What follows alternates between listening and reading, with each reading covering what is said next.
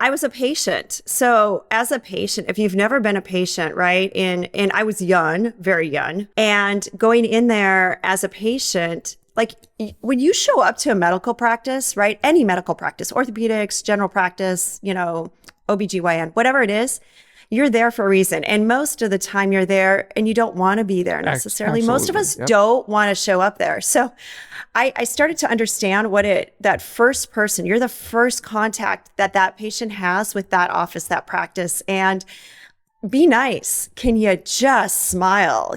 I don't want to be there. I know the doctor's probably running late. The doctor's always running late. Like that always is a thing. So I had to figure out how to take my role and do the best I could. For me, it was so important because I realized that as a patient, when I showed up and people were cranky with me, I'm like, okay, can you not be cranky with me?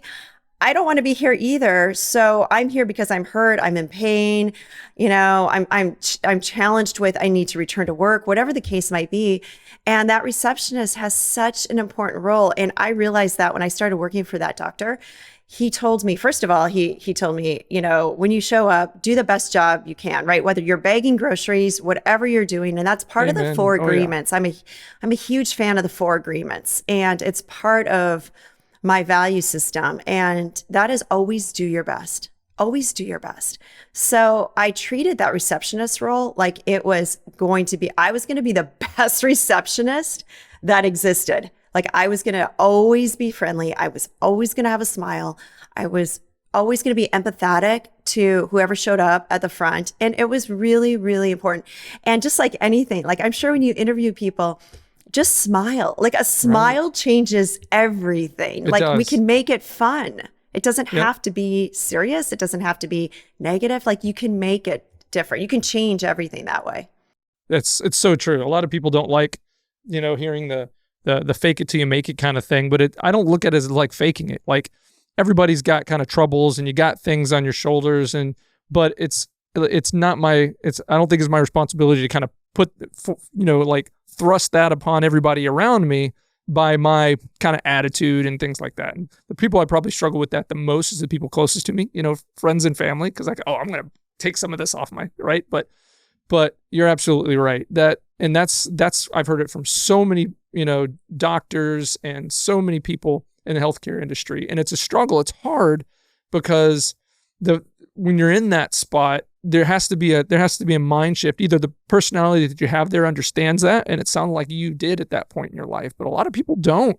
And sometimes it's really hard to kind of take people from, I call it from a standpoint of attitude, like everything. I think there's a 5 and a 95% in people. But there's the attitude too. Like most of us, we're just carrying around our baggage, right? But sometimes you find those folks that just get it when it comes to having a positive mental attitude, just getting after it and being happy and things like that. So, but I believe the art of that can be trained, and sometimes it's how I behave too, right?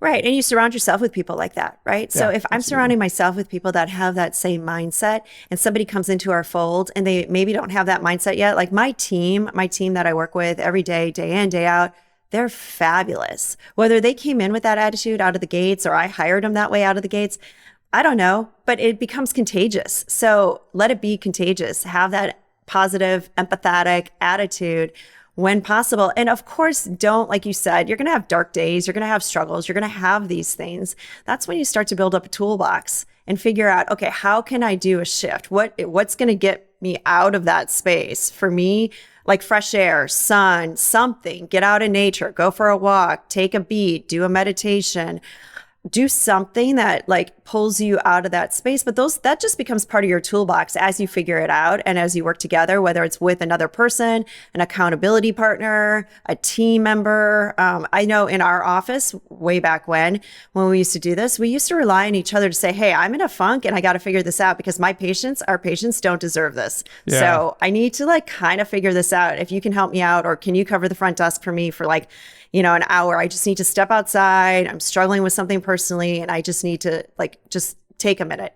That's okay. Like be vulnerable that way. And I think that's the beautiful thing, that we're all accepting of each other. We all have these challenges, to your point, mental health challenges, whatever it is, honor it, and then figure out the best tools to be able to navigate with that. Yeah, I mean, I experienced that too in our small team that we're building in our Sheboygan office. It's, I have one of my guys, he can tell when I'm just not, when I'm in a funk, and he's like, hey man, you need a hug. I'm like, get away from me with that. And he'll just persist. I'm like, fine, give me the stupid hug, get away from me. But like after that, I'm like, okay, it's kind of like, I call it clearing the calculator. It's like hitting that C button and okay, yeah, I'm going to jump back in. And there's other folks that can come in, they can tell when I'm just out of it. And I've got to make sure that I don't, again, project the things that I'm going through onto them, because it's not their fault. Well, and Brian, I heard something recently, and I have to give my sister credit for this, and she lives in Milwaukee, and she's in a great corporate position right now, and she manages a lot of people. And she said the one thing that she's using that's really helped her in the last year or so is asking, do you need me to hear you? Do you need me to help you? Or do you need me to hug you? That's kind of like what I say to my wife. That was, you just reminded me of it. That was perfect. I mean, because I think a lot of guys struggle with this is we want to be a problem solver. We want to get out and get a wrench and fix something. Hey, the engine's running now. But a lot of the folks closest to it, in this case, my wife, she's like, I just need you to shut up and listen. Yeah. Okay. Yeah. So I remember learning that a few years ago. Again, I still forget to do that sometimes, but you're absolutely right. You need me to just listen? You need me to help you solve this problem? Or you just need me to give you a hug? I like that. That's cool. Yeah. I love that. I love remembering that.